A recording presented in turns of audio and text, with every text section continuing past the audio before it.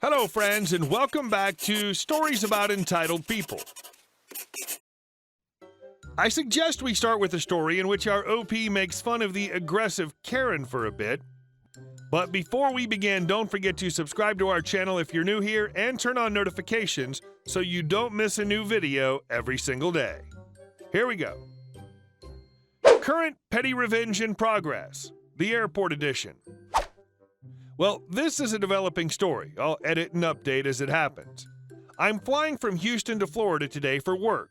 There's plenty of time before my flight starts boarding, when suddenly a wild Karen appears, heavy-set, brown hair, resting bee-face, loaded down with giant carry-on, travel pillow, oversized purse, blanket, and headphones. It's a 3-hour flight, max, not a trek through the wilderness. I was walking over to the seating area and got between her and the boarding group 2 aisle. She bumps me as she pushes past me and runs me over with her carry-on rolling bag. I stumble and say, Jesus. She gives me a death glare like I'm the one that tackled her and heads to the front of boarding group 2. Now, I understand that on these smaller flights that if you want to make sure you get overhead space, but groups 1 and 2 are usually not a problem, and it's 20 minutes before boarding begins. The gate agent announces that only groups 1 and 2 should be in line and all other boarding groups should wait in the seating area until they're called. So I head over to the seating area, and when I sit down and look back up, she's literally smirking at me.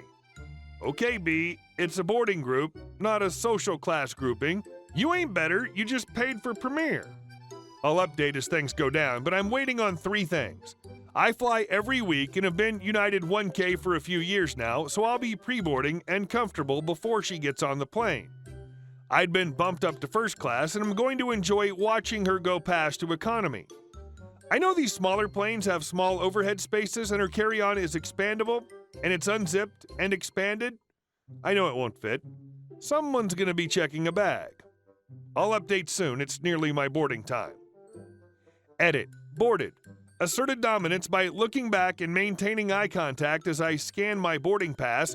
Resting bee-face seems to be sucking on a lemon. Edit. Wild Karen just boarded. She's having to wait in the aisle behind the flight attendant while they take first-class pre-flight drink orders.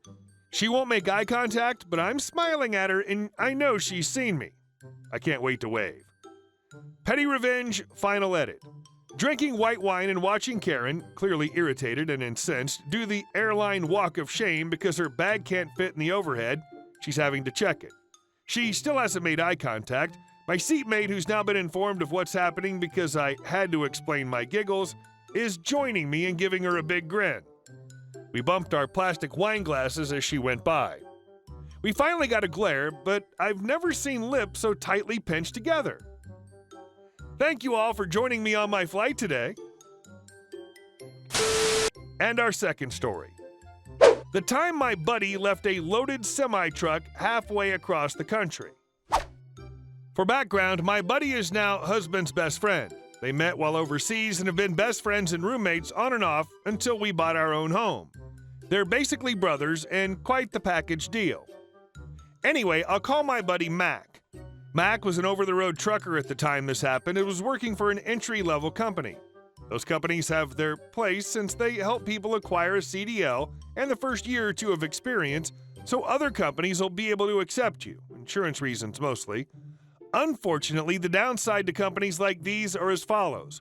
1, inexperienced drivers. 2, many of the instructors are also fairly inexperienced. 3, pay is mediocre for industry standards. 4, the dispatchers often ask for unreasonable/undrivable tasks. Don't award home time very easily, and you're basically just a number.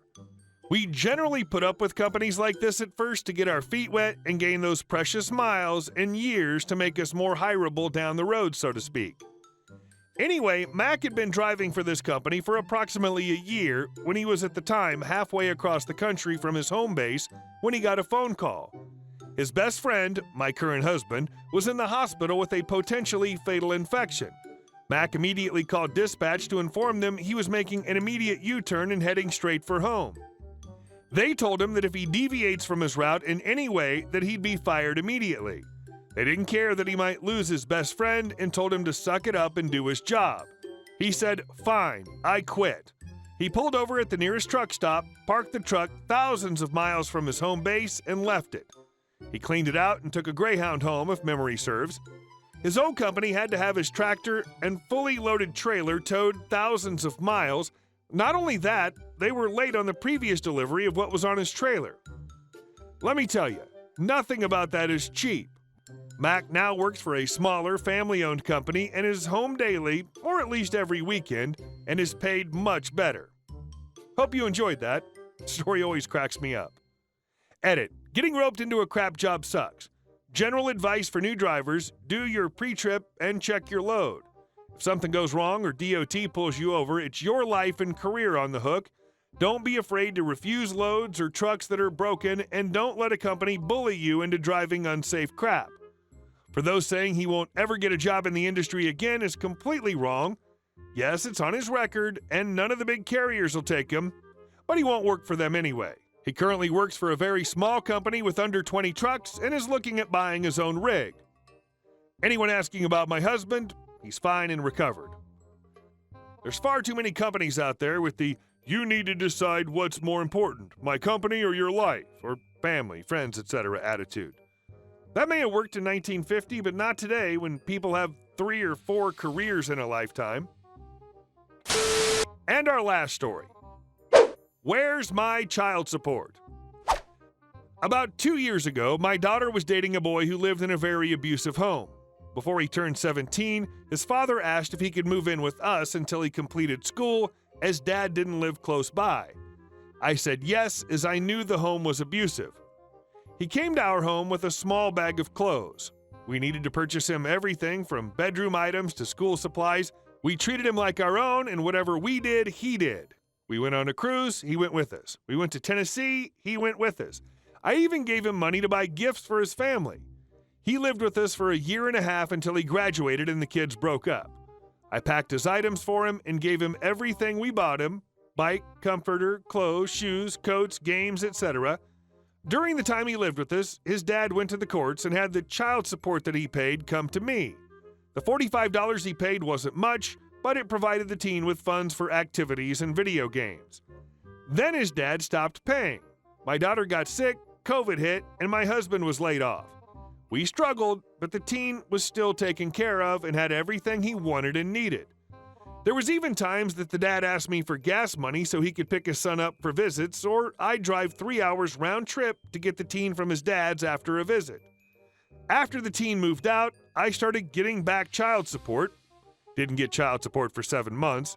The last payment was the end of September, and I got a letter from the courts that all support is caught up and the case is closed. I've also continued to stay in contact with the teen, and our relationship was good. Yesterday, the teen contacts me asking for his child support. His dad told him that the child support was for him and that I'm greedy for keeping it.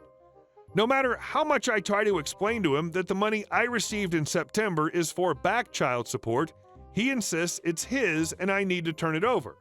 The teen's stepmom started messaging me, calling me everything but human, threatening to contact my boss, sue me, told me I need to turn the money over to the teen or buy him clothes. Over a year and a half, I spent thousands of dollars on this kid. I did it because I love him and wanted to help him. The small amount of child support didn't cover half of what it cost to support him. He got to experience things that he never would have: stability, unconditional love, trips, etc. He didn't have to work while he lived with us, as we wanted him to focus on graduating high school. He didn't have chores here. We got him a cat and we got him chickens. He was spoiled and pampered while here. Even after the kids broke up, we told him he could stay here until he finds stable housing. And this is the thanks I'm getting. I'm getting harassed and threatened because a loser has convinced a kid that he's entitled to child support. Update. The stepmom's the puppet master. She pulls the strings and starts all the trouble. She wants to be in control. She's the reason why I put a no trespassing sign in front of my house. I don't want sympathy. I don't see the teen as a beggar. He loves his dad and believes everything they tell him. He was very respectful to me in our conversations. I love the kid and I wish the best for him. His dad and stepmom are the beggars, as they told him I was getting child support currently and that's his money. They failed to explain it's back child support. The teen contacted me and said his mom explained child support to him and he apologized. He still doesn't get it because he said it was my money. I explained it wasn't my money. It was money to take care of him, and since his dad didn't pay for 7 months, I finally got paid back after he moved out. Yes, I spoiled him because he was abused for 17 years. Do you know what it's like to drive down the road and have someone tell you horrific details about a beating they got and how CPS failed them? So I wanted him to know what it was like to be spoiled. If I asked him to do something, he did it. But I treated him like one of my own kids. I've continued to stay in contact with him even after he moved out. He stayed on our cell phone plan long after he moved out. I check in with him often. A month ago, I picked him up, bought him lunch, and spent a few hours with him. He's living with a friend and the friend's family. He was told he could stay living here until he got stable housing, but he wanted to move in with his friend. His dad and stepmom hate me because I stopped giving them money for gas and started telling the teen what they were doing was emotional abuse. I kept my mouth shut about their actions until quarantine hit. Then they told him he had to come to their house because school went virtual. He told them no, and they called him terrible names, said they wanted back the PlayStation they gave him and never wanted to see him again, then blamed it on me. It ended up being a big blow-up between them and me, and they weren't welcome on my property again. When he turned 18, I helped him find a job, and now he has his own place to live. I'm pretty sure the courts that paid you the money could clear this up instantly. Hey guys, thank you all for watching the video. I'll see you in the next one.